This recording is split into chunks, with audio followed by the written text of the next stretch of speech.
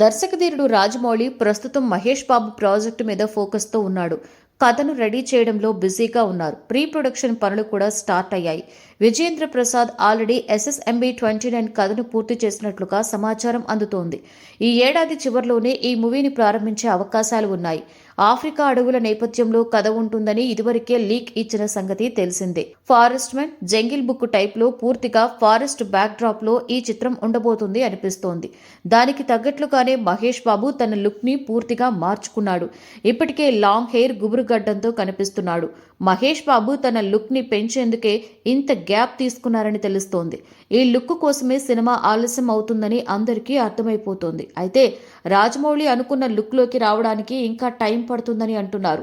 మహేష్ బాబుని ఇదివరకు ఎవ్వరూ చూపించని విధంగా, ఎన్నడూ కనిపించని విధంగా SSMB 29లో చూపించబోతున్నాడు రాజమౌళి. అసలే ఈ మూవీని ప్రపంచవ్యాప్తంగా రిలీజ్ చేయబోతున్నారు. హాలీవుడ్కి ధీటుగా ఈ చిత్రం ఉండేలా రాజమౌళి చూసుకుంటున్నారు. అందుకే ఎంత లేట్ అయినా పర్వాలేదు కానీ ఎక్కడా కాంప్రమైజ్ కావద్దని ఫిక్స్ అయ్యాడనిపిస్తోంది. RRR వచ్చి 2 ఏళ్లు అవుతున్నా కూడా తన నెక్స్ట్ మూవీని సెట్స్ మీదకి తీసుకువెళ్లలేకపోయాడు. SSMB 29 మూవీ కోసం ఇంటర్నేషనల్ ఆర్టిస్టుల్ని తీసుకోవాలని అనుకుంటున్నాడు జక్కన్న.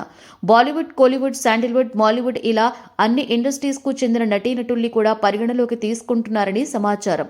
RRRలో కంటే ఎక్కువగా జంతువుల్ని ఈ SSMB 29లో వాడతాడని జక్కన్న చెప్పడంతో ఇక విజువల్ ట్రీట్, ఫీస్ట్ గ్యారంటీ అని ఆడియన్స్ ఫిక్స్ అయిపోతున్నారు. చిన్న పిల్లలను టార్గెట్ చేసేలా జక్కన్న ఎలాగూ ప్లాన్ చేస్తాడన్న సంగతి అందరికీ తెలిసిందే.